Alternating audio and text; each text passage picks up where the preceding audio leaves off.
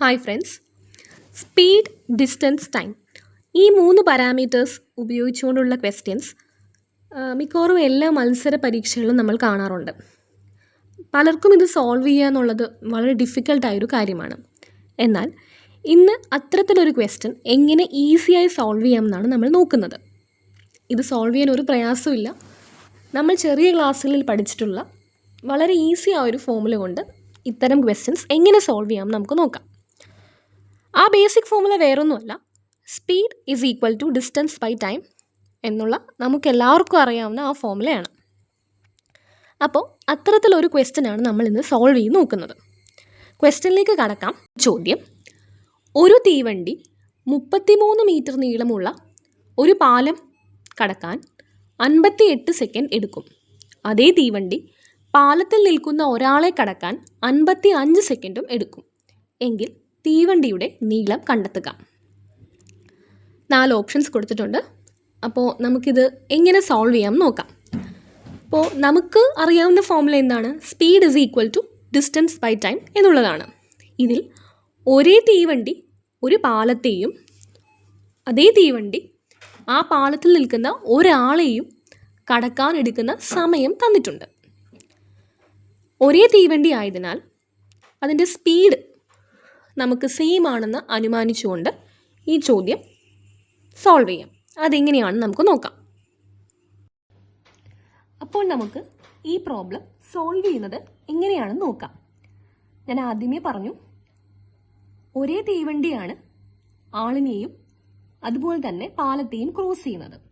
അതുകൊണ്ട് തന്നെ അതിൻ്റെ വേഗത അഥവാ സ്പീഡ് തുല്യമായിരിക്കും. അപ്പോൾ സ്പീഡിൻ്റെ ഫോർമുല എഴുതി ഇക്വേറ്റ് ചെയ്താണ് നമ്മൾ ഈ പ്രോബ്ലം സോൾവ് ചെയ്യുന്നത്.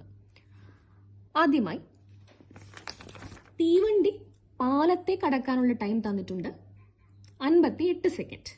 33 മീറ്റർ നീളമാണ് പാലത്തിനുള്ളത് എന്ന് പറയുന്നു. അപ്പോൾ നമുക്കറിയാവുന്ന ഫോർമുല ആദ്യം എഴുതാം. Speed is equal to distance by time. ചോദ്യത്തിൻ്റെ ആദ്യ പകുതി ഒന്നുകൂടി വായിക്കാം. തീവണ്ടി പാലത്തെ കടക്കാൻ, അതായത് 33 മീറ്റർ നീളമുള്ള പാലത്തെ കടക്കാൻ 55 സെക്കൻഡാണ് എടുക്കുന്നത്. അപ്പോൾ ഈ ഡിസ്റ്റൻസ് എന്ന് പറയുന്നത് തീവണ്ടിയുടെ നീളവും ഒപ്പം പാലത്തിൻ്റെ നീളവും ചേർന്നതായിരിക്കും. തീവണ്ടിയുടെ നീളം നമുക്കറിയില്ല, അതിനാൽ അതിനെ L എന്ന് എടുക്കാം. അപ്പോൾ ഡിസ്റ്റൻസ് D എന്ന് പറയുന്നത് തീവണ്ടിയുടെ നീളമായ L പ്ലസ് പാലത്തിൻ്റെ നീളമായ 33 മീറ്റർ ആയിരിക്കും. ഇനി ടൈം നമുക്ക് 58 സെക്കൻഡ് എന്ന് തന്നിട്ടുണ്ട്. അപ്പോൾ നമ്മൾ ആദ്യത്തെ ഫോമുല എഴുതി കഴിഞ്ഞു. Speed is equal to distance by time, അതായത് ഡിസ്റ്റൻസ് L ട്രെയിനിൻ്റെ നീളം പ്ലസ് പാലത്തിൻ്റെ നീളമായ 33 മീറ്റർ ഡിവൈഡഡ് ബൈ 58 സെക്കൻഡ്. ഇത് ഒരു ഫോമുല. ഇനി അടുത്തത്, ട്രെയിൻ ആ പാലത്തിൽ നിൽക്കുന്ന ഒരാളെ ക്രോസ് ചെയ്യാൻ 55 സെക്കൻഡ് എടുക്കുന്നു എന്നാണ് പറയുന്നത്. അതായത് ട്രെയിൻ ആളെ ക്രോസ് ചെയ്യാൻ. അപ്പോൾ നമ്മൾ അവിടെ പാലത്തിൻ്റെ നീളം കൺസിഡർ ചെയ്യേണ്ട കാര്യം വരുന്നില്ല. Speed is equal to distance by time എന്ന അതേ ഫോമുല ഉപയോഗിക്കുമ്പോൾ ഇവിടെ ഡിസ്റ്റൻസ് L മാത്രമാണ്, അതായത് ട്രെയിനിൻ്റെ നീളം മാത്രമാണ്. കാരണം ട്രെയിൻ ഒരാളെയാണ് പാസ് ചെയ്യുന്നത്, ക്രോസ് ചെയ്യുന്നത്. So S equal to L by 55. ഈ രണ്ട് ഫോമുലയും നമ്മൾ ചോദ്യത്തിൻ്റെ ആദ്യ പകുതിയിലും രണ്ടാം പകുതിയിലും തന്നിരിക്കുന്ന സ്റ്റേറ്റ്മെൻറ്റ് ഉപയോഗിച്ച് എഴുതിയതാണ്. അപ്പോൾ നമുക്കിനി ഇതിനെ ഇക്വേറ്റ് ചെയ്യാം. അതായത് L plus 33 by 58 is equal to L by 55. ഞാൻ പറഞ്ഞു, സെയിം തീവണ്ടിയാണ്, അതുകൊണ്ട് തന്നെ രണ്ട് കേസിലും അതിൻ്റെ സ്പീഡും സെയിം ആയിരിക്കും. ഇനി നമുക്കിതിനെ സിംപ്ലിഫൈ ചെയ്യാം. 55 into L plus 33 equal to 58 into L. എല്ലാവർക്കും ക്രോസ് മൾട്ടിപ്ലിക്കേഷൻ അറിയാമെന്ന് വിചാരിക്കുന്നു. അറിയാത്തവർ കമൻറ്റ് ചെയ്താൽ അത് എങ്ങനെയാണെന്ന് എക്സ്പ്ലെയിൻ ചെയ്തു തരാം. Okay, 55 into L plus 55 into 33 equal to 58L.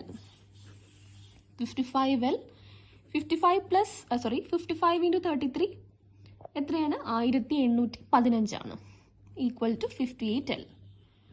Variables എല്ലാം നമ്മൾ ഒരു സൈഡിൽ കൊണ്ടുപോകുന്നു. അപ്പോൾ ഇവിടെ 1815 58L, 55L അപ്പുറത്ത് പോകുമ്പോൾ -55L ആവുന്നു. ഓക്കെ, നമ്മൾ ലെങ്ത് കണ്ടുപിടിക്കുകയാണ്. That is 1815/3.